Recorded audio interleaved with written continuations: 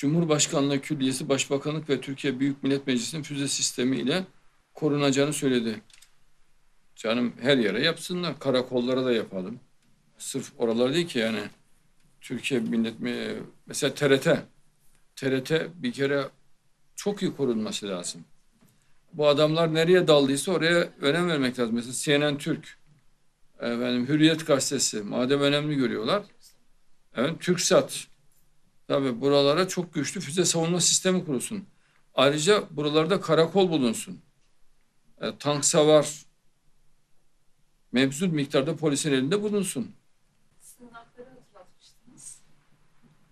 Ne demiştim? Karakollarda da meclisin de zaten sığınağının çok dayanıklı olması gerekiyor. Tabii canım, mesela özel harekat binası çok sıradan bir bina yani. Bir top mermisine darmadan olacak gibi oluyor. Yahut bir dinamit dokumuyla çökecek gibi oluyor. O binanın bir o kadar da yer altında olması lazım. Milli İstihbarat Teşkilatı'nın da öyle. Yer altında olması lazım asıl tesisleri. Uçaklara karşı uçak savar füze sisteminin her yere yerleşmesi lazım. MİT'te yok mesela. MİT'te de olması lazım. Cayır cayır üstünden uçak tabancayla helikoptere ateş ediyorlar. Ya ben böyle bir şey görmedim. Mantar tabancasıyla adam kovalamak gibi yani. Tabanca ne etki edecek jet uçağını?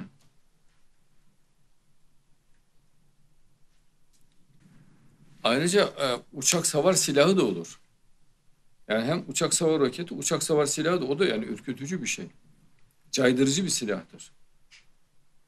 Emniyette olsun. Yani emniyetin tavanına, oraya, buraya, sağına, soluna yerleştirirler uçak savar. Terörist saldırısında da uçak savar çok etkileyici olur.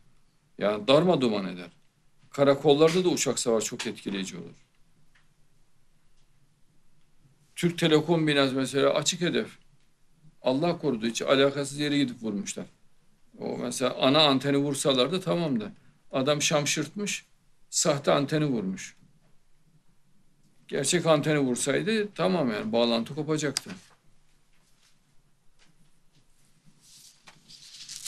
Bir kere bunların hedefi TRT olduğuna göre TRT'nin çok iyi korunması. Hürriyet, CNN, Milli İstihbarat Teşkilatı, özel harekat binaları. Mesela köprü, bak köprüye de kafayı takmışlar. Köprünün de çok iyi korunması lazım. Köprünün çevresinde de uçak savar sistemi olabilir. Değil mi? Helikopterle falan taradılar. Evet. Bu caydırır. Caydırma önemlidir. Yani silahın caydırıcı yönü vardır. Ayette de söylüyor bunu. Caydırıcı gücünü. Silahın caydırıcı gücü. Ve sizin silahlarınızdan ayrılmanızı isterler diyor Allah ayette. Silah korkutur. Saldırı yapacak adamı korkutur silah. Ve yanaşamaz. Bu omuzdan atış aslında alçaktan uçan jet uçaklar içinde çok caydırıcı. Çünkü uçakları görüyor insanlar. Egzozunun, alevini falan, motorunun hepsini görüyorlar. Çok alçaktan uçuyor.